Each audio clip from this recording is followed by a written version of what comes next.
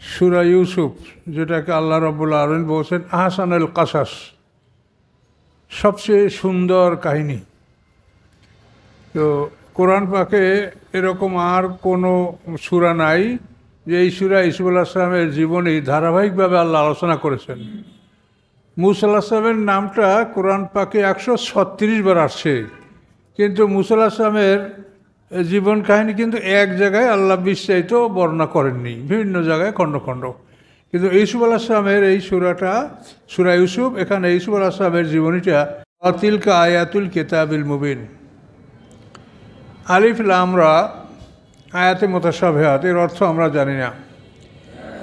তিলকা আয়াতুল কিতাবিল মুবিন, এগুলি হচ্ছে স্পষ্ট কিতাবের আয়াত। এখন আপনাদের সামনে যেগুলি শোনানো হবে এগুলি স্পষ্ট কিতাবের আয়াত। কিতাব মানে আল কোরআন, স্পষ্ট আল কোরআনের আয়াত। আল্লাহ বলেন ইন্না আনজালনাহু কোরআনান আরাবিয়্যা, নিশ্চয়ই আমি নাজিল করেছি এই কোরআনকে আরবি কোরআন। লাআল্লাকুম তাআকিলুন, যাতে তোমরা বুঝতে পারো। যেহেতু মুহাম্মদ সাল্লাল্লাহু আলাইহি ওয়াসাল্লাম তিনি মক্কার অধিবাসী, মক্কার লোকেরা মুশরিক ছিল এবং তাদের মাতৃভাষা ছিল আরবি। এই জন্য আল্লাহ বলেন এই কোরআনকে আমি আরবি ভাষায় নাজিল করেছি যাতে তোমরা বুঝতে পারো। আর আনজালনাহু শব্দের অর্থ যে আমি একসঙ্গেই এই পুরা কোরআন নাজিল করেছি রাসূলের পরে। কদরের রাত্রে পুরা কোরআন রাসূল সাল্লাল্লাহু আলাইহি ওয়াসাল্লামের সিনার মধ্যে নাজিল হতো। লৌহে মাহফুজ থেকে পুরা কোরআন রমজান মাসের কদরের রাত্রে প্রথম আকাশে নাজিল হয়েছে।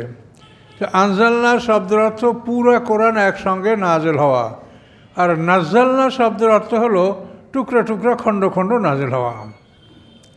তো কোরআন দুইটা পদ্ধতিতে নাজিল হয়েছে, একটা হলো আনজালনা আর একটা হচ্ছে নাজ্জালনা। আনজালনা পদ্ধতিতে পুরো কোরআন, এখন যেভাবে এই কোরআনের অ্যারেঞ্জমেন্ট, এটা যেভাবে সাজানো হয়েছে, এইটা লৌহে মাহফুজে এভাবে সাজানো আছে। তো এভাবেই আল্লাহ তাআলা লৌহে মাহফুজ থেকে প্রথম আকাশে আল্লাহ রসুলের জন্মের রাত্রে এটা ওখানে পাঠিয়েছেন। আর প্রত্যেক রমজান মাসে আল্লাহ রসুলের সিনার মধ্যে পুরো কোরআনটা এভাবে নাজিল করতেন এবং কদরের রাতের পরে আবার তুলে নিয়ে যেতেন, কিন্তু থাকতো ওই খণ্ড খণ্ড যেগুলো নাজিল হয়েছে এগুলো সিনার মধ্যে থাকতো, এগুলো তুলে নিতেন না। তো এইভাবে 23 বছরে এই কোরআন খণ্ড খণ্ড করে আল্লাহ নাজিল করে শেষ সমাপ্ত করেছেন। এখন এই কোরআন যখন আল্লাহ রসুল সাজিয়েছেন তখন তিনি ওই আনজালনা পদ্ধতি, ওই পদ্ধতি তিনি সাজিয়েছেন। তাহলে এই কোরআন নাজিল হওয়ার দুইটা পদ্ধতি, একটা হলো আনজালনা মানে সব পুরো কোরআন একসঙ্গে অবতীর্ণ হয়েছে, আর নাজ্জালনা মানে খণ্ড খণ্ড কোরআন অবতীর্ণ হয়েছে। মানে আপনার পুরো কোরআন সিলেবাস এটা আপনাকে প্রথমে দেখিয়ে দেওয়া হলো, এরপরে ধীরে ধীরে আপনাকে পাঠদান করা হলো যে 8-10 আয়াত করে আপনারা পড়বেন, মুখস্থ করবেন, নিজের আমল করবেন, সমাজে বাস্তবায়িত করবেন। এভাবে হয়ে গেলে আবার 5টা-10টা আয়াত, এভাবে ধীরে ধীরে এই কোরআন আল্লাহর রাসূলের উপরে আল্লাহ তাআলা টুকরা টুকরা নাজিল করেছেন। নাহনু নাকুসু আলাইকা আহসানাল কাসাস, আল্লাহ বলেন এই যে নাহনু মানে আমরা, কিন্তু অনেকে এটা নিয়ে বিব্রত হন যে নাহনু ইন্না এই বহু বচন। এটার অর্থ হলো আরবি ভাষায় সম্মানিত মানুষ, সম্মানিত ফেরেশতা, সম্মানিত রসুল, অর্থাৎ যারা সম্মানিত তাদেরকে যখন বোঝানো হয় তখন বহু বচন ব্যবহার করা হয়। এই জিবরিল আমিনের ব্যাপারেও কোরআনে বহু বচন ব্যবহার করা হয়েছে। ইসকালাতুল মালাইকাতু ইয়া মারিয়ামু, তো মালাইকা তো বহু বচন, কিন্তু অনেক ফেরেশতা তো না, তো জিবরিল, তো তার সম্মানে এখানে বহু বচন ব্যবহার করা হয়েছে। তো এর অনেক আয়াতে ইসকালালাহুন নাস ইন্নান নাসা কাদ জামাউ লাকুম, এই সম্মানিত মানুষদেরকে বোঝানোর জন্য বহু বচন ব্যবহার করা হয়। কাজে এখানে নাহানু এটা আরবি ভাষায় যদি আমরা বাংলা করি তো এর অর্থ হবে আমরা, কিন্তু আমরা না, আসলে আমি। তার কারণ আমরা বলা হয়েছে সম্মানের জন্য, আল্লাহ সবচাইতে সম্মানিত, এই জন্য তাকে বোঝানোর জন্য বহু বচন ব্যবহার করা হয়, কিন্তু সেখানে আল্লাহ একাই। ইন্না আনজালনাহু ফি লাইলাতুল কদর, ইন্না নিশ্চয়ই আমরা, নাজেল করেছি কদরের রাত্রে। তা আমরা মানে কেন? আল্লাহ একাই নাজেল করেছেন, কিন্তু সম্মানজনক এই জন্য বহু বচন ব্যবহার করা হয়েছে। এগুলো আপনারা বুঝে নেবেন। তো আল্লাহ বলেন, নাহনু নাকুসু আলাইকা, আমি বর্ণনা করছি আপনার উপরে আহসানুল কাসাসে, সর্বসুন্দর কাহিনী, বিমা আওহাইনা ইলাইকা, উহার মাধ্যমে যে আপনার কাছে আমি ওহী প্রেরণ করছি, এই ওহীর মাধ্যমে আপনার কাছে আমি সর্বসুন্দর কাহিনী বর্ণনা করছি। ইলাইকা, আপনার প্রতি, হাযাল কোরআন, এই কোরআনের মধ্যে আপনার প্রতি আমি সর্বসুন্দর ঘটনা আমি নাজেল করেছি, ওহী করেছি। ওয়াইন কুনতুম মিন ক্বাবলিহি, এবং ছিলেন নিশ্চয়ই আপনি এর আগে লামিনাল গাফিলিন, এ ব্যাপারে আপনার অজানা, উদাসীন, এ ব্যাপারে আপনার জানা ছিল না, এ বিষয়ে আপনি ছিলেন অজানা। ইস ক্বালা ইউসুফু লিআবিহি, যখন বললেন ইউসুফ আলাইহিস সালাম তার বাবাকে। এই ইউসুফ আলাইহিস সালামের পরিচয়টা নেন। ইউসুফ আলাইহিস সালাম হচ্ছেন, ওনার পিতার নাম হচ্ছে ইয়াকুব আলাইহিস সালাম। ইয়াকুব আলাইহিস সালামের পিতার নাম হচ্ছে ইসহাক আলাইহিস সালাম। ইসহাক আলাইহিস সালামের পিতার নাম হচ্ছে ইব্রাহিম আলাইহিস সালাম। এতটুকু জানলে আমাদের হয়। ইব্রাহিম আলাইহিস সালামের প্রথম পুত্র হলো ইসমাইল আলাইহিস সালাম, দ্বিতীয় পুত্র হলো ইসহাক আলাইহিস সালাম।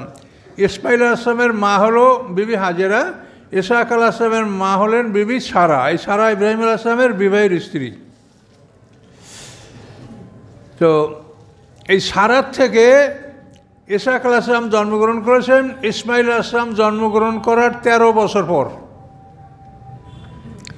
তাফসীরে বলা আছে যে ইসমাইল আলাইহিস সালাম ইব্রাহিম আলাইহিস সালামের 99 বছর বয়সে জন্মগ্রহণ করেন। তার 13 বছর পরে ইসহাক আলাইহিস সালাম জন্মগ্রহণ করেন। ইসহাক আলাইহিস সালামের পুত্র ইয়াকুব আলাইহিস সালাম। তো ইয়াকুব আলাইহিস সালাম এর পুত্র হলো ইউসুফ আলাইহিস সালাম। তো ইউসুফ আলাইহিস সালামরা 12 ভাই ছিলেন। আপনারা ভিতরে বিস্তারিত বিবরণটা পাবেন। তো ইউসুফ আলাইহিস সালাম যে 12 ভাই, ওনার 2 মায়ের 12 ভাই। বড় মায়ের নাম হলো লাইয়া, আর দ্বিতীয় মায়ের নাম হলো রাহিল। লাইয়া এবং রাহিল এদের পিতার নাম হচ্ছে লাবান। এই লাবান হচ্ছে আবার এদের মামা, ইউসুফ আলাইহিস সালামের মামা লাবান। এই লাবানের 2 কন্যা লাইয়া এবং রাহিল, এদেরকে ইয়াকুব আলাইহিস সালাম বিয়ে করেছিলেন। তো বড় হলো লাইয়া, এই লাইয়ার পেটে 10 সন্তান। কোনো বর্ণনা আছে যে দাসী সহ, তার যে দাসী সহ এটা মিলে 10 সন্তান। যাই হোক, ওই লাইয়া গ্রুপ 10 সন্তান। আর রাহিল হলো তার ছোট বোন, আপন বোন। সেই সময় 2 আপন বোনকে একসঙ্গে বিয়ে করা যাচ্ছিল। শরীয়তটা তো আস্তে আস্তে চূড়ান্ত হয়েছে। আদম আলাইহিস সালামের ভাই বোনের বিয়ে ছিল, কিন্তু পরবর্তীতে নূহ আলাইহিস সালামের সময় আসার পরে এই ভাই বোনের বিবাহ বন্ধ হলো। এরপরে 2 বোনকে একসঙ্গে বিবাহ জায়েজ ছিল। এইটা মুসা আলাইহিস সালামের উপরে তাওরাত কিতাব নাযিল হওয়ার পরে এই 2 বোনকে একসাথে বিয়া এটা হারাম করা হয়েছে, এবং আমাদের কোরআনেও এটা একই কথা বলা আছে। তো এই রাহিলের পেটে 2 সন্তান, ইউসুফ আলাইহিস সালাম আর বেনিয়ামিন।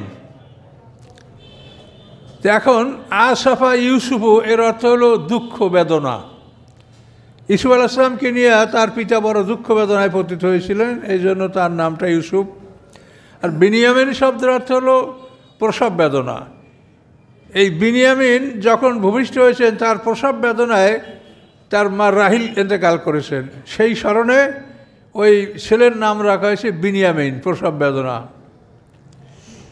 তা আমি অনেক সময় একটু আনন্দ করে বলি, দুঃখ আর পেট ব্যথা এরা হলো 2 ভাই, আর ইয়াহুদ লাবিরা 10 ভাই। এই 12 ভাই হলো বনি ইসরাইল। এই 12 ভাইয়ের বংশধরকে কোরআন পাকে বলা হয় ইসরাইলের পুত্ররা বনি ইসরাইল। ইয়াকুব আলাইহিস সালামের অপর নাম হলো ইসরাইল। ইয়াকুব আলাইহিস সালামরা ওনারা যমজ 2 ভাই, আয়েজ এবং ইয়াকুব। আয়েজ এবং ইয়াকুব যমজ 2 ভাই। এর মধ্যে আয়েজ হলো বড় আর ইয়াকুব হলো ছোট। তো আয়েজের নামটা খুব আপনারা শুনতে পান না। তো ওনার বংশ থেকেও পৃথিবীতে নবী আসে, আয়েজের বংশ থেকে। যেমন আইয়ুব আলাইহিস সালাম সম্পর্কে বলা হয় যে আইয়ুব আলাইহিস সালাম, ইয়াকুব আলাইহিস সালামের যে ছেলে আয়েজ, এই আয়েজের বংশধর হলো আল্লাহর পয়গম্বর আইয়ুব নবী। তো যাই হোক, মোটামুটি ইউসুফ আলাইহিস সালামের কথা মনে রাখেন। তার পিতার নাম হলো ইয়াকুব আলাইহিস সালাম, ইয়াকুব আলাইহিস সালামের পিতার নাম ইসহাক আলাইহিস সালাম, তার পিতার নাম হলো ইব্রাহিম আলাইহিস সালাম। এখন আল্লাহ বর্ণনা করছেন, এজ ক্বালা ইউসুফু লিআবিহি, যখন বললেন ইউসুফ আলাইহিস সালাম তার পিতাকে, ইয়াকুব আলাইহিস সালামকে, ইয়া আবাতে, হে আমার পিতা, ইন্নী রাআইতু আহাদা আশারা কাওকাবান, নিশ্চয়ই আমি দেখছি 11টা তারকা, অশামসা ওয়াল কামারা, এবং চন্দ্র এবং সূর্য, রাআইতুহুম লি সাজিদিন, আমি দেখছি যে তারা আমাকে সেজদা করছে। তো আহাদা আশারা কাওকাবা 11টা তারকা, আর চন্দ্র সূর্য বলতে বোঝানো হচ্ছে তার পিতামাতা। তো এভাবেই ইউসুফ আলাইহিস সালাম স্বপ্নে দেখছেন যে তারা তাকে সেজদা করে। ক্বালা ইয়া বুনাইয়া, ওরা তো 12 ভাই, 12 ভাইয়ের মধ্যে আর কি ওই ইউসুফ আলাইহিস সালাম গেলে তো 11 থাকে, ওই 10 ভাই আর ইউসুফ আলাইহিস সালাম আপন ভাই, এই মিলে কিন্তু 11। এখানে 11টা যে বড় 11 ভাই, ওরা 12 ভাইয়ের ইউসুফ আলাইহিস সালাম বাদে 11 সবার কথাই বলা হয়েছে, যে সবাই তাকে সম্মান দেখিয়েছে। তো আমি দেখি স্বপ্নে 11টা তারকা এবং চন্দ্র সূর্য পিতামাতা, আমি দেখি যে তারা আমাকে সেজদা করছে। ক্বালা ইয়া বুনাইয়া, ইয়াকুব আলাইহিস সালাম বললেন, হে সন্তান, লা তাকসুস রুয়াকা আলা ইখওয়াতিকা, হে সন্তান, তুমি তোমার স্বপ্নের কথা তোমার ভাইদের কাছে বলবে না। ফায়াকিদু লাকা কাইদা, তাহলে তারা তোমার বিরুদ্ধে ষড়যন্ত্র করবে। ইন্না শাইতানা লিল ইনসানি আদুব্বুম মুবিন, নিশ্চয়ই শয়তান মানুষের প্রকাশ্য শত্রু। কাজেই তারা প্রতিহিংসা করবে, তুমি তোমার এই স্বপ্নের কথা ভাইদের কাছে বলবে না। কিন্তু তারপরেও কীভাবে এই স্বপ্নের কথাটা ওর ভাইরা জেনেই ফেলেছিল। ওয়াকাযালিকা ইয়াসতাবিকা রাব্বুকা, আল্লাহ বলেন এভাবেই ইয়াসতাবিকা রাব্বুকা, সম্মানিত করেছেন আপনাকে আপনার রব। ওই আল্লিমুকা মিন তাবিল হাদিস, এবং শিখিয়েছেন আপনাকে স্বপ্নের ব্যাখ্যা। ওই উতিম্মা নিয়ামাতাহু, এবং পরিপূর্ণ করে দিয়েছেন তার নিয়ামাত আলাইকা আপনার উপরে, ওয়ালা আল ইয়াকুবা, এবং ইয়াকুব পরিবারের উপরে, কামা আতাম্মাহা আলা আবাইকা, যেমন নিয়ামত আল্লাহ পরিপূর্ণ করে দিয়েছেন আপনার পিতামাতার উপরে, মেন কবল, ইতিপূর্বে। পিতা কারা? আপনার পিতাদের উপরে, মেন কবল, ইতিপূর্বে ইব্রাহিম, ইসহাক আলাইহিস সালাম, এদের উপরে আল্লাহ তাআলা তার নিয়ামত পরিপূর্ণ করে দিয়েছেন। ইন্না রাব্বাকা আলিমুন হাকিম, নিশ্চয়ই আপনার রব সব কিছু জানেন এবং তিনি মহাকৌশলী। লাকাদ কানা ফি ইউসুফা ইউখাতি আয়াতুল লিসাইলিন, নিশ্চয়ই আসে ইউসুফ আলাইহিস সালামের মধ্যে এবং তার ভাইদের মধ্যে একটা নিদর্শন প্রশ্নকারীদের জন্য। ইজ ক্বালু, যখন ইউসুফ আলাইহিস সালামের ভাইরা বলল, লা ইউসুফু ওয়া আখুহু আবু আহাব্বু ইলা আবিনা, যখন বললেন তার ভাইরা, লা ইউসুফু, অবশ্যই ইউসুফ আলাইহিস সালাম, ও আখুহু, এবং তার ভাই বিনিয়ামিন, আহাব্বু ইলা আবিনা, তারা অতি প্রিয় আমাদের পিতাদের কাছে, মেন্না, আমাদের তুলনায়, ও নাহনু উসবা, অথচ আমরা বড় একটা দল, আমরা অনেক। ইন্না আবানা লাফি দালালিম মুবিন, নিশ্চয়ই আমাদের পিতা স্পষ্ট ভুল পথে আছে। যে আমরা 10 ভাই, আমাদেরকে সে বেশি ভালোবাসে না, সে ইউসুফ আলাইহিস সালাম এবং বিনিয়ামিনকে ভালোবাসে, এটার জন্য আমার বাবা ভুল পথে আছে, ওই ভাইরা বলল। তাহলে কি করতে হবে এখন?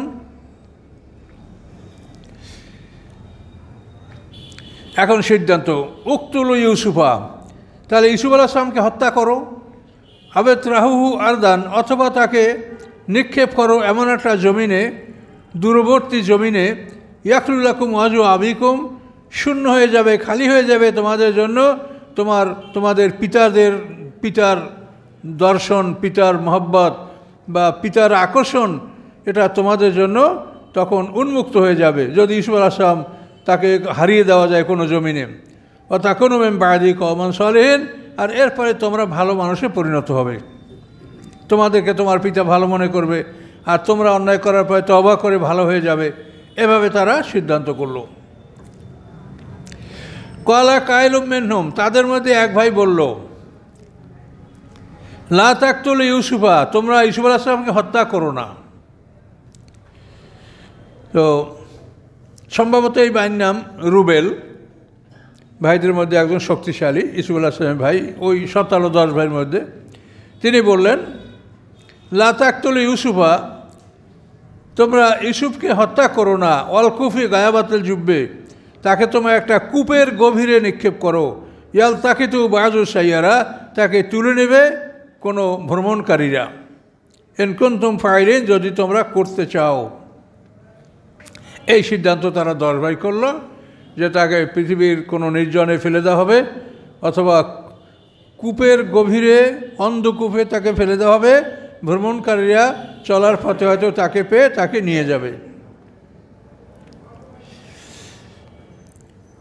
এই সিদ্ধান্ত নিজেরা পরামর্শ করে এখন তারা বাবার কাছে আসলো। ক্বালু ইয়া আবানা, ক্বালু তারা বলল, হে আমাদের পিতা, মা লাকা, আপনার কি হয়েছে? লা তা'মান্না আলা ইউসুফা, যে আপনি ইউসুফ আলাইহিস সালামের ব্যাপারে আমাদেরকে বিশ্বাস করেন না। ওয়া ইন্না লাহু লানাসিহুন, আমরা সবাই তার শুভাকাঙ্ক্ষী, কিন্তু আপনি আমাদেরকে বিশ্বাস কেন করেন না? আরসিলহু মা'ানা গাদান, আগামীকাল তাকে আমাদের সাথে পাঠান, প্রেরণ করুন। ইয়ারতা, হ্যাঁ, সে খাবে, ওয়ালাব, খেলাধুলা করবে। ওয়া ইন্না লাহু লানাসিহুন ওয়া ইন্না লাহু লাহাফিজুন, আমরা সবাই তাকে রক্ষা করব। আমাদের সাথে খাওয়া দাওয়া করবে, খেলাধুলা করবে, আমরা তাকে দেখাশোনা করব। এটা তারা বলল ভাইরা। ক্বালা, ইয়াকুব আলাইহিস সালাম বললেন, ইন্নী লায়াহজুনুনি আন তাযহাবু বিহি, নিশ্চয়ই আমাকে দুঃখ দেয়, আমাকে কষ্ট দেয় যে তোমরা তাকে নিয়ে যাবে। এবং ও আখাফু, আমি ভয় করছি, আই ইয়াকুলাহু যিব, যে তাকে কোনো নেকড়ে বাঘ, তাকে কোনো নেকড়ে খেয়ে ফেলবে। ওয়ান্তুম আনহু গাফিলুন, এবং তোমরা তার থেকে গাফেল থাকবে। তাফসীরে বলা আছে যে ইয়াকুব আলাইহিস সালাম স্বপ্নে দেখেছিলেন যে ইউসুফ আলাইহিস সালামকে নেকড়ে বাঘে আক্রমণ করেছে। এই স্বপ্ন তিনি দেখেছিলেন, যার জন্য তিনি ছেলেদেরকে বললেন যে আমার ভয় লাগে যে তোমরা তাকে নিয়ে কোথায় যাবে, হয়তো কোনো একটা নেকড়ে তাকে খেয়ে ফেলবে এবং তোমরা তার থেকে অমনোযোগী থাকবে, গাফেল থাকবে। ক্বালু, তখন ভাইরা বলল, লাইন আকালাহু যিব, যদি তাকে নেকড়ে খেয়ে ফেলে, ও নাহনু উসবা, আমরা তো বড় একটা জামাত, বড় একটা দল, ইন্না যাল্লা খাসিরুন, নিশ্চয়ই আমরা তাহলে ক্ষতিগ্রস্ত হব। আমাদেরকে ক্ষতিগ্রস্ত না করে বাঘে তাকে খেতে পারবে না। আমরা তো বড় একটা দল, শক্তিশালী একটা জামাত, 10 ভাইয়ের দল।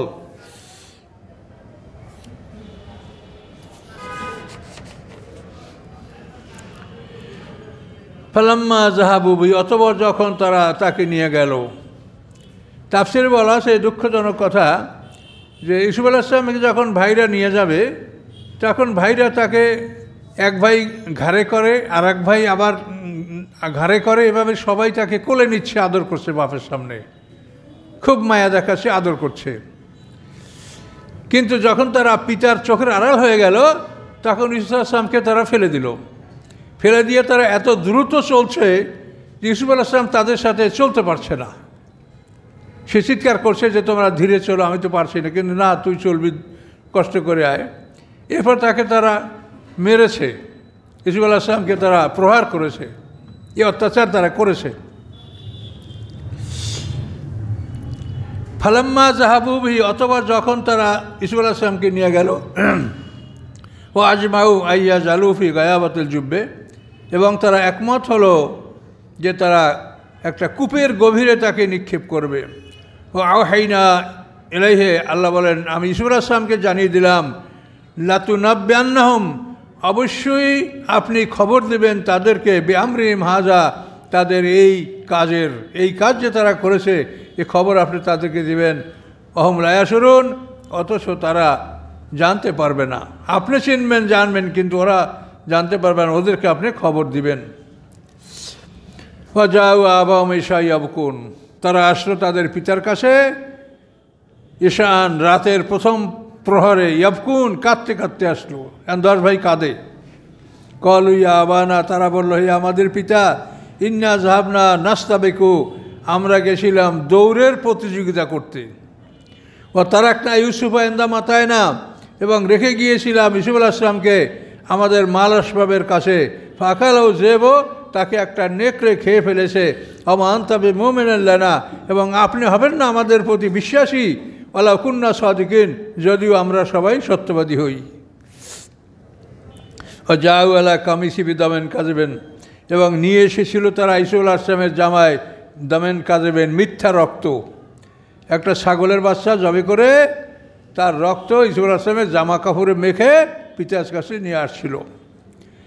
কলা বাল সাওয়ালাত লাকুম আনফুসুকুম, আমরা, ইয়াকুব আলাইহিস সালাম বললেন, বরং তোমাদের মন, এটা তোমাদের মনের মধ্যে তোমরা এটা সাজিয়েছো, এটা তোমাদের পরিকল্পনা, সাজানো বিষয়। ফাসাবরুন জামিল, উত্তম ধৈর্য আমার অবলম্বন করা কর্তব্য। আল্লাহুল মুস্তাআনু আলা মা তাসিফুন, আল্লাহর কাছে সাহায্য প্রার্থনা, আল্লাহর কাছে সাহায্যস্থল ওই সব কিছুর উপরে যা তোমরা বর্ণনা করছো। সময় তো শুধু ওরা পিতার কাছে যখন জামাটা দিল, তো ইয়াকুব আলাইহিস সালাম জামাটা পরীক্ষা করলেন। তো পরীক্ষা করে দেখেন যে জামাটা সেরা না, সুন্দর জামা ঠিকঠাক, কিন্তু রক্ত।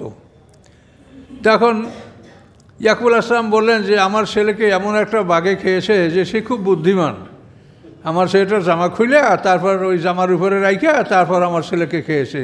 যদি জামা সহ আক্রমণ করতো তাহলে তো জামাটা সেরা, এ তো অবশ্যই তো জামাটা খণ্ড বিখণ্ড হয়ে যেত। কাজে ওই সময় ইয়াকুব আলাইহিস সালাম বুঝতে পারছেন যে আমার ছেলেরা এটা একটা ষড়যন্ত্র করছে, এটা কোনো সত্য বিষয় নয়। এই জন্য তিনি বললেন যে উত্তম ধৈর্য আমার কর্তব্য, এছাড়া আমার কিছু করার নাই। এভাবে ইউসুফ আলাইহিস সালামের ব্যাপারে ইয়াকুব আলাইহিস সালাম নিশ্চিত হলেন যে তাকে বাঘে খায়নি। তাফসিরে অনেক কথা আছে, সেগুলি আমাদের না জানলে হয়। কোনো কোনো তাফসির বলে যে ওরা কয় ভাই জঙ্গলে গিয়া একটা বাঘ, একটা চিতাবাঘ, নেকড়ে বাঘ ধরে নিয়ে আসছিল, আর সে বলে যে এই বাঘে আপনার ছেলে ইউসুফ আলাইহিস সালামকে খেয়েছে। তখন ইয়াকুব আলাইহিস সালাম তাকে জিজ্ঞাসা করছে যে তুই আমার ছেলেকে খেয়েছ? তখন আল্লাহর হুকুমে বাঘের জবান খুলে গেছে, সে বলছে যে আপনার ছেলেকে আমি খাইনি। এরকম বিবরণ আছে, অনেক কাহিনী আছে। কাজে আমাদের মূল কথাটা হলো যে ইউসুফ আলাইহিস সালামের ব্যাপারে তার ভাইদের আচরণ, এবং এটা আমরা সামনে যে বিষয়টা জানবো সেটা হচ্ছে, আচ্ছা আমি এই রুকু পর্যন্ত আসি, তারপর কথাগুলো বলছি। ওয়াজাত সাইয়ারাতুন, আউযু বিল্লাহি মিনাশ শাইতানির রাজিম, ওয়াজাত সাইয়ারাতুন, অতঃপর আসলো একটা বাণিজ্য কাফেলা। এই বাণিজ্য কাফেলা আসলো, তারা পথ বলি, এই কুয়োটা কিন্তু এমন কুয়া ছিল যেখানে সচরাচর মানে মানুষ চলাফেরা করে না, পৃথক জায়গায় এই কুয়াটা ছিল। তো আজাদ সাইয়ারাতুন, একটা বাণিজ্য কাফেলা আসলো। ফারসালু ওয়ারাদাহুম, তারা পাঠালো তাদের পানি সংগ্রহকারীকে। ফাদলা দালওয়াহু, সে নিক্ষেপ করলো তার বালতিটা। কলা ইয়া বুশরা, তখন সে বলল হায় সুসংবাদ, হাজা গোলাম, এ হচ্ছে একটা ছেলে। ও আসারুহু, এবং তারা তাকে লুকিয়ে রাখলো। বেদাতান, মানে পণ্যের মতো, যেটা মনে হয় একটা মাল পেয়েছি, এটা লুকিয়ে রাখি, কেউ যেন না দেখে। আল্লাহ আলিমুম বিমা ইয়ামালুন, আল্লাহ তাআলা জানেন যা তারা করতেছিল। ও সারাহু বেসামানেম বাকসেন, এবং বিক্রি করলো তারা ইউসুফ আলাইহিস সালামকে বেসামানেন বাকসেন, মানে সামান্য তুচ্ছ কয়টা মুদ্রায়। দারাহেমা মাদুদা, গণনা করা কয়েকটা দিরহাম। ওয়াকানু ফীহি মিনাজ জাহিদিন, এবং তারা ছিল ইউসুফ সালামের ব্যাপারে পরিত্যাগকারী, যে তাকে হটাতে পারলেই হয়, দূরে চলে গেলেই হয়। ইউসুফ আলাইহিস সালামকে যখন কুয়ার কাছে নিয়ে যাওয়া হলো, তখন তাকে তারা মানে কুয়ার মধ্যে ফেলে, আর কুয়ার মানে কেনারা ধরে থাকে, তখন হাত পাছায় পিটায়, এবং শেষ পর্যন্ত তার পোশাক খুলে সম্পূর্ণ পোশাক রেখে দিয়ে তারপর তাকে কুয়ার গভীরে তারা ফেলে দিল। কিন্তু কুয়ার গভীরে ফেলে দেওয়ার পরেও ওদের এক ভাই ওখানে কুয়ার মধ্যে খানা পৌঁছেই দিত। মানে ফেলামানোর সাথে সাথেই কিন্তু বাণিজ্য কাফেলাটা আসে নাই। বাণিজ্য কাফেলাটা হয়তো কয়েকদিন পরে আসে, কিন্তু ওরা খোঁজ নিত যে এখানে ইউসুফ আলাইহিস সালাম আসে কি না, বা কী অবস্থায় আছে, না মরে গেছে নাকি। খাদ্য দিত, ওরা ওই কুয়ার মধ্যে ফেলাই দিত। তো এখানে তাফসিরে বলা আছে যে কুয়ার মধ্যে ফেলে দেওয়ার পরে আল্লাহর পক্ষ থেকে আল্লাহ সেখানে একটা পাথর ভাসিয়ে তুলেছেন, যে পাথরের উপরে ইউসুফ আলাইহিস সালাম দাঁড়ানো ছিলেন, কিন্তু তার পোশাক ছিল না। তখন আল্লাহ তাআলা জিবরিল আমিনকে পাঠিয়ে দিলেন। পাঠিয়ে দিয়ে বলেন যে, হে জিবরিল, তুমি দেখো ইউসুফ আলাইহিস সালামের গলায় একটা মাদুলি আছে, টেলিসমন মাদুলি। ওই মাদুলির মধ্যে একটা জামা এবং পাজামা আছে। এটা ইব্রাহিম আলাইহিস সালামের পোশাক, যে ইব্রাহিম আলাইহিস সালামকে নমরুদ যখন আগুনে ফেলে দিয়েছিল উলঙ্গ করে, তখন জান্নাত থেকে যে ইব্রাহিম আলাইহিস সালামকে জামা এবং পোশাক দেওয়া হয়েছিল, এই পোশাকটা ইব্রাহিম আলাইহিস সালাম থেকে ইসহাক আলাইহিস সালাম পেয়েছে, ইসহাক আলাইহিস সালাম থেকে এই পোশাকটা ইয়াকুব আলাইহিস সালাম পেয়েছে। ইয়াকুব আলাইহিস সালাম এই পোশাকটা তাকে গোপনে এমনভাবে দিয়েছে যাতে অন্য ছেলেরা বুঝতে না পারে। গলায় একটা মাদুলি, এই মাদুলির মধ্যে কিছু না, শুধু ওই জামা আর পাজামাটা। তো জিবরিল আমিনকে আল্লাহ বললেন যে এই মাদুলিটা ভেঙে ওর মধ্যে পোশাক আছে, ইব্রাহিম আলাইহিস সালামের বেহেশতি পোশাক, এইটা ইউসুফ আলাইহিস সালামকে পরিয়ে দাও। এভাবে সেই জামা ইউসুফ আলাইহিস সালামকে জিবরিল আমিন পরিয়ে দিলেন, এবং কুয়ার প্রাণীরা যাতে কোনো রকম ওখানে আত্মপ্রকাশ না করে, সাপ ব্যাং কত কিছু আছে, এভাবে ফেরেশতা তাদেরকে সতর্ক করে দিলেন। তাফসিরে বলা আছে, আল্লাহ ভালো জানেন, যে একটা সাপ বেরিয়ে আসছিল, তখন জিবরিল আলাইহিস সালাম এসে হাঁক মেরেছে, তাতে তার কান বন্ধ হয়ে গেছে, এবং এই জন্য সাপের কান বন্ধ কিয়ামত পর্যন্ত। এটা তাফসিরে বলা আছে, ভালো মন্দ আল্লাহ জানেন, এগুলো তো ইতিহাস, এগুলো তাফসির, এগুলো সম্পর্কে আমরা 100 গ্যারান্টি দিতে পারবো না। আসলে দেখা যায় যে সাপের কিন্তু আসলে কানটা বন্ধই, জিহ্বা দিয়ে শোনে। সাপ যখন কিছু শুনতে চায় তখন জিহ্বা বাইর করে এবং জিহ্বার সাহায্যে সে শোনে। তো এভাবেই এই জামাটা ইউসুফ আলাইহিস সালামকে পরিয়ে দেওয়া হয়েছিল যখন বাণিজ্য কাফেলা ওখানে গেল এবং তাদের পানি সংগ্রহকারীকে ওখানে পাঠালো, এবং যখন সে বালতি ফেললো, তখন ইউসুফ আলাইহিস সালাম শক্ত করে বালতির রশি ধরলেন, এবং বালতি টানার পরে সে উঠে আসলেন। ইউসুফ আলাইহিস সালাম বললেন, হাজি, এই তো একটা যুবক, সুন্দর একটা গোলাম, গোলাম বলতে ছেলে, বালক। তো সম্মানিত শুধু এই জামাটা ইউসুফ আলাইহিস সালামের কাছে ছিল, এইটা বেহেশতি জামা, বেহেশতি জিনিসের কোনো ক্ষয় নাই। এই জামাটা এখনও পৃথিবীতে আছে। এই জামাটা আছে, আপনারা সূরা বাকারায় যেটা তাবুত সিন্দুকের কথা আপনারা পড়েছেন, আইয়াতিয়াকুমুত তাবুতু ফিহি সাকিনাতুম মির রাব্বিকুম ওয়া বাকিয়াতুম মিম্মা তারাকা আলু মূসা ওয়া আলু হারুন। তো এই সিন্দুকে এই জামা ইব্রাহিম আলাইহিস সালামের পোশাকটা এখনও আছে। জান্নাতের কোনো জিনিসের কোনো ক্ষয় নেই। তো এই জামাটা ইউসুফ আলাইহিস সালামের কাছে ছিল। পরবর্তীতে আপনারা দেখবেন যে এই জামাটা ইউসুফ আলাইহিস সালাম যখন ভাইদের সাথে তার পরিচয় হয়ে গেল, তখন তো তার পিতার চক্ষু অন্ধ হয়ে গেছে। তখন কিন্তু ইউসুফ আলাইহিস সালাম এই জামাটাই বের করে তার ভাইদের কাছে দিছিল। ইযহাবু বিকামিসি হাযা, সামনে পাবেন, যে তোমরা আমার এই জামাটা নিয়ে যাও, ফালকুহু আলা ওয়াজে আবি ইয়াতে বাসিরা, এই জামাটা আমার পিতার চোখের উপরে নিক্ষেপ করো, তা আমার বাবা দৃষ্টিশক্তি লাভ করবে। এই হলো সেই জামা। তো এই জামাটার ব্যাপারে কোনো সন্দেহ নাই, যেহেতু এই জামাটা তো তার কারণ ইউসুফ আলাইহিস সালাম যে কুয়ার মধ্যে পড়েছেন, কুয়ার মধ্যে নিক্ষেপ করার পরে আর তো তার বাবার সাথে দেখা তিনি বাড়ি যান নাই, যে বাড়ির থেকে তাকে জামাটা দেওয়া হবে। তো এই জামাটা যে মাদুলির মধ্যে ছিল, এটা কিন্তু প্রমাণ হয়, যুক্তি প্রমাণে, যে আসলে ওই মাদুলিতেই ওই জামা, এই পোশাকটা ছিল।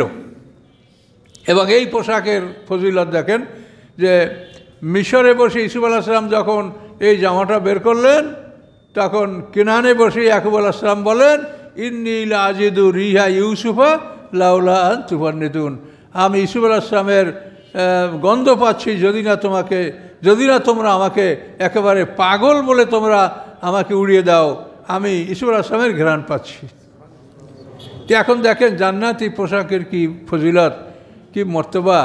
আল্লাহ তাআলা এটা ইব্রাহিম আলাইহিস সালামকে দান করছিলেন, সেখান থেকে তার ছেলে ইসহাক আলাইহিস সালাম, যেহেতু ইসমাইল আলাইহিস সালাম এই জামাটা পান নাই। কেন? ইসমাইল আলাইহিস সালাম তো তার বাবার কাছে ছিলেন না, ইসমাইল আলাইহিস সালাম ছিলেন নির্বাসিত মক্কায়, আর ইসহাক আলাইহিস সালাম ছিলেন বাবার পরিবারের সাথে। এই জন্য ভাগ্যক্রমে এই জামাটা ইসহাক আলাইহিস সালাম পেয়েছেন। ইসহাক আলাইহিস সালাম তো ইয়াকুব আলাইহিস সালাম এই জামাটা ইউসুফ আলাইহিস সালামকে দান করেছিলেন। তো এগুলি থেকে আমাদের যে শিক্ষণীয় বিষয়, শুধু একটা কাহিনী নয়, যে আল্লাহর জান্নাত, জান্নাতের যে নেয়ামতগুলি কীরকম হতে পারে একটু বুঝে নেন এখন। যে জান্নাত বাড়ির দিকে চিকন রেশমি কাপড়, তারপরে মোটা রেশমি কাপড় বলতে মোটা রেশম না, এই যে এমব্রয়ডারি করা, এমব্রয়ডারি করলে কাপড়টা সাধারণত একটু মোটা হয়। এই এমব্রয়ডারি করা পোশাক জান্নাত আপনাদেরকে মোমেনদেরকে দান করা হবে। তো এই জান্নাতের বিবরণ সত্য, এবং এই জান্নাতের নমুনা দেখেন, জান্নাতের একটা জামা পৃথিবীতে আছে।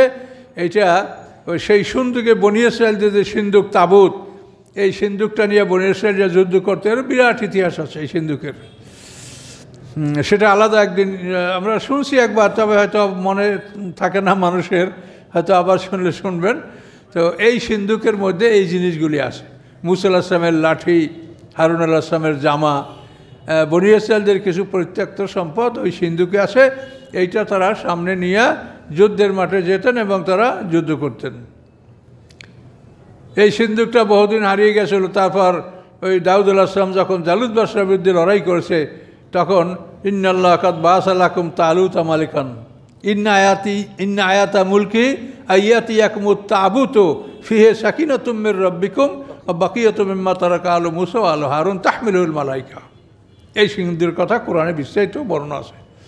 এই সিন্দুকটা এখন আবার হারিয়ে গেছে। এটা আমরা অনুসন্ধান করে কিছু পাচ্ছি না। তো কোনো কোনো তাফসিরে লেখে যে এটা পানির মধ্যে তাবারিয়া সমুদ্রে এটা লুকানো আছে, ওখানে সেটা আছে। এবং এই সিন্দুকটা আবার উদ্ধার করবে ঈসা আলাইহিস সালাম। ঈসা আলাইহিস সালাম যখন আসবে, ঈসা আলাইহিস সালাম বনী ইসরাঈলের নবী। এই যে ইউসুফ আলাইহিস সালামের কথা বলছি, তো বনী ইসরাঈলের নবী। কিন্তু আমাদের কাছে তো বনী ইসরাঈল শত্রু মনে হয় না, কি হয়? আমরা তো মন ভরে শুনছি, আমরা কাঁদছি এগুলি শুনে। কাজে ওরা কিন্তু আমাদের মুহাম্মদ সাল্লাল্লাহু আলাইহি ওয়াসাল্লামকে স্বীকৃতি দেয় না, আমাদেরকেও স্বীকৃতি দেয় না, কিন্তু আমরা দিচ্ছি আর আমরা দিব। যেহেতু আমাদেরকে আল্লাহ বলছেন যে মোমেন হওয়ার জন্য শর্ত হলো সমস্ত আসমানি কিতাবের উপরে ঈমান আনতে হবে। কাজে আমাদের তাদের প্রতি কোনো ঘৃণা বিদ্বেষ নাই। যারা অন্যায় করছে তা আল্লাহ দেখছে, বিচার আল্লাহ করবেন।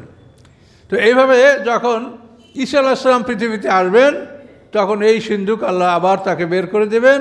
এবং এইভাবে ঈসা আলাইহিস সালাম আসার পরে তার আগে ইমাম মাহদী আসবেন। ইমাম মাহদী সম্পর্কে কোরআনে কিছু উল্লেখ নাই, তবে রাসূলের বহু হাদিসে এটা প্রমাণ যে ইমাম মাহদী আসবেন। এবং মাহদী মানে একজন ন্যায়নিষ্ঠ বাদশাহ, আর দজ্জাল হলো কাযযাব, মিথ্যাবাদী। কিন্তু এখন তো পৃথিবীতে আমরা যা দেখিতে যে মনে হয় দুনিয়াটা দজ্জালেই ভরা। তারপরে বড় এক দজ্জাল আসার কথা হাদিসে প্রমাণিত আছে যে, এবং তার ব্যাপারে বলা আছে যে আল্লাহ রসুল যখন মদিনায়, তখনই এই দাজ্জালের জন্ম হয়েছে। তার নাম ইবনে সাইয়াদ, একটা ইহুদি পরিবারে এই দাজ্জালের জন্ম হয়েছে। তার এক চোখ, ডান চক্ষুটা কানা, কিন্তু ওই যারা অন্ধ, এই চোখ কিন্তু ভিতরে ঢুকানো থাকে, কিন্তু এই চক্ষুটা বাইরে বের করা, তারপর অন্ধ। তো ওমর ফারুককে সব আল্লাহ রসুল ইবনে সাইয়াদকে দেখতে গেছেন, হাদিসে বিবরণ আছে। তখন ওমর ফারুক বলছি, ইয়া রাসূলুল্লাহ, আপনি অনুমতি দেন আমি ওকে হত্যা করি। তখন আল্লাহ রসুল বলেন যে দেখো, ও যদি দজ্জাল হয় তোকে হত্যা করবে ঈসা আলাইহিস সালাম, তুমি ওকে হত্যা করতে পারবে না, কাজে তুমি এই চিন্তা করো না। তো এভাবে সেই দজ্জালের কথা আমরা আরও তার তাফসিরে অনেক সূত্রে আমরা পাই যে এই দজ্জাল এক চক্ষু কানা। আল্লাহ রসুল বারবার বলেছেন, শোনো, এই দজ্জাল নিজেকে খোদা বলে দাবি করবে, নিজেকে রব বলে দাবি করবে, কিন্তু তোমরা জেনে রাখো তোমাদের আল্লাহ সে কিন্তু এক চোখের অন্ধ নয়। কাজে এই যে 100 কলা আসবে, খোদা বলবে, নিজেকে রব বলবে, খবরদার তোমরা তাকে বিশ্বাস করবে না। আল্লাহ রসুলের কথা বলেছেন, হাদিসের মধ্যে এই বিবরণগুলোই পাওয়া যায়। তো এই দজ্জাল সে জর্ডান নদীর একটা দ্বীপের মধ্যে বন্দি অবস্থায় আছে। এটা তাফসিরে বিবরণটা পাওয়া যায়। বিখ্যাত সাহাবী, বণিক সাহাবী তমিমে দারি, এই তমিমে দারি রাদিয়াল্লাহু তাআলা আনহুর বাণিজ্য নৌকা, তার জাহাজ পথ ভুলে একবার জর্ডান নদীর একটা দ্বীপে উঠে যায়। তখন সে জর্ডান ওই দ্বীপে নেমেছিলেন। সেই দ্বীপে তিনি দজ্জালকে দেখতে পেয়েছেন যে একটা ঘরে তাকে শিকল দিয়া ফেরেশতারা আবদ্ধ করে রেখেছে, এবং সেখানে বসে লাফাচ্ছে যে শিকল ছিঁড়বে। এবং এমন একটা দিন আসবে যে শিকল ছিঁড়ে ভেঙে সে লোকালয়ে চলে আসবে। কিয়ামতের আগে আগে এই অবস্থাটা পরিলক্ষিত হবে, এবং ঈসা আলাইহিস সালাম তাকে লুদ্দের দরজায় হত্যা করবেন। দারে লুদ। এবং এই লুদের দরজা এটা হলো বর্তমানে ইহুদিদের দখলে। এই জায়গাটা ইহুদির একটা নাম রেখেছে পিক, এবং সেখানে তারা একটা বিমানবন্দর করে রেখেছে। এগুলির লক্ষণ পৃথিবীতে আমরা দেখতে পাচ্ছি। আর ইহুদি সম্প্রদায় ঈসা আলাইহিস সালাম আসার পরে এই ইহুদিরা যারা ইসলাম বিরোধী হবে বা ঈসা আলাইহিস সালামের ঈমান আনবে না, তারা যেখানেই পালাবে সেখানেই তাদেরকে হত্যা করা হবে, তাদেরকে ধরা হবে, পাকড়াও করা হবে। এবং তারা গাছের মধ্যে লুকালে গাছে কথা বলবে, পাথরের মধ্যে লুকালে পাথরে কথা বলবে। হাদিসে বলা আছে সব গাছে বলে দিবে যে এইখানে একটা ইহুদি লুকিয়ে আছে, ওকে হত্যা করো, কিন্তু একটা গাছ বলবে না।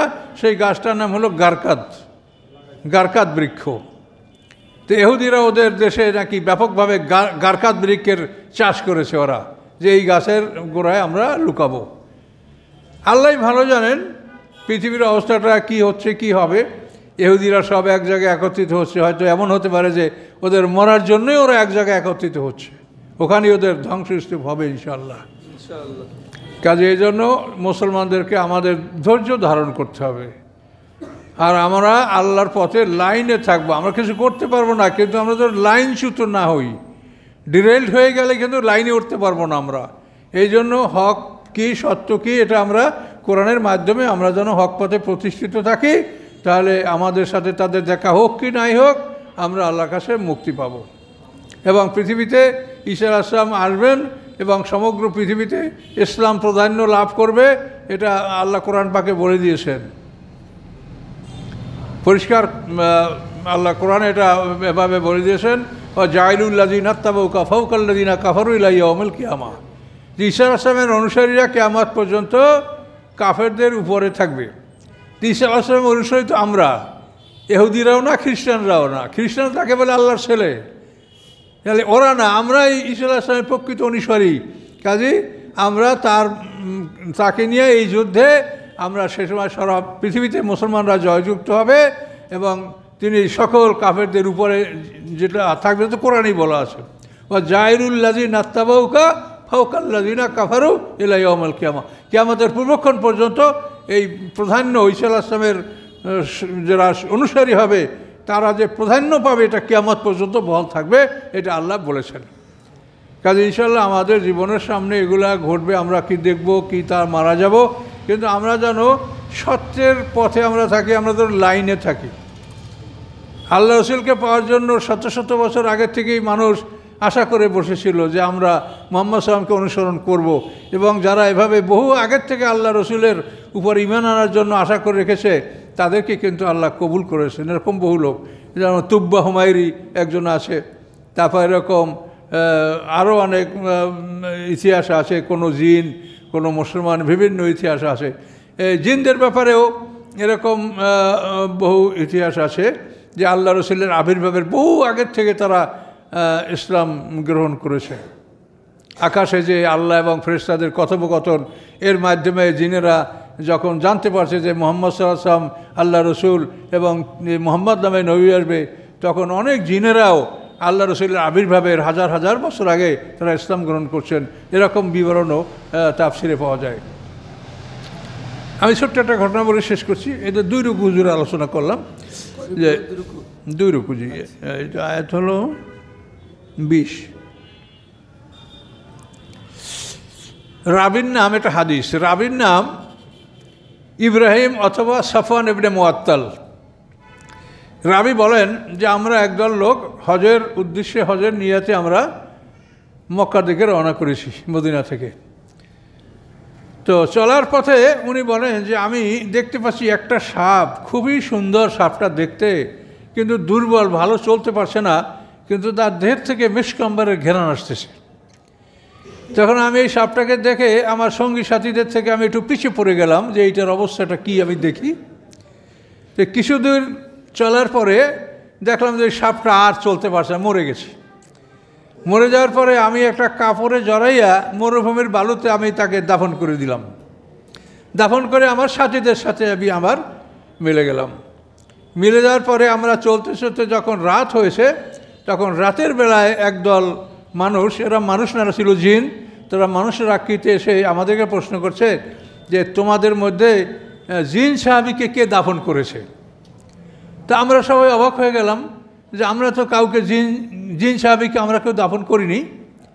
তো বলে তোমরা জিন সাহাবীকে দাফন করো নাই, তাহলে বলো তোমরা সাপকে কে দাফন করেছো? তখন রাবি সফওয়ান ইবনে মুআত্তাল বা ইব্রাহিম তিনি বলেন যে আমি সাপকে দাফন করেছি।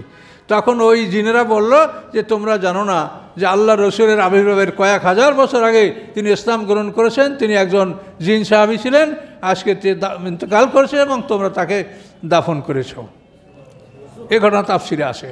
এভাবে অনেক কিছুই আসে। যাই হোক, আমরা মাঝে মাঝে, আমি তো দুর্বল সূত্রের কথা বলতে চাই না, কিন্তু অনেক সময় যেগুলি কোরআনের খেলাফ না এগুলি আমরা বলতে আমাদের কোনো তেমন সমস্যা নেই। আমাদের হলো কোরআনের খেলাফ কিছু হলে সেইটার ব্যাপারে আমরা আপত্তি করি। এছাড়া অন্য হাদিসে কত কথা আছে, আমরা সেগুলো বলতে আমাদের কোনো আপত্তি নেই।